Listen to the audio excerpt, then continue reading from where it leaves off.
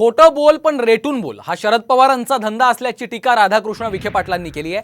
अहमदनगरमधून लंकेंना उमेदवारी देऊ नये यासाठी विखे पाटलांनी मुंबईतल्या बड्या उद्योगपतीला माझ्याकडे पाठवल्याचा गौप्यस्फोट शरद पवारांनी केला होता। सध्या अहमदनगरमध्ये निलेश लंके विरुद्ध सुजय विखे असा सामना रंगणार आहे आणि शरद पवारांनी केलेल्या वक्तव्यानंतर आता विखे पाटलांनी देखील प्रत्युत्तर दिले।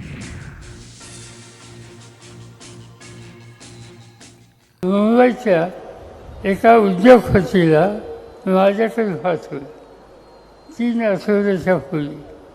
ते उद्योगपती माझ्याकडे आले, म्हणजे काय काढलं नाही, म्हणजे महसूल मंत्र्यांची विनंती आहे।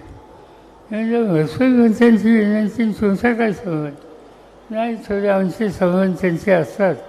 त्यांनी एक मला विनंती केली की काही करून पवारसाहेबांच्याकडे जा आणि पवारसाहेबांना सांगा की निलेश लंके सोडून दुसरा कुणी उमेदवार द्या।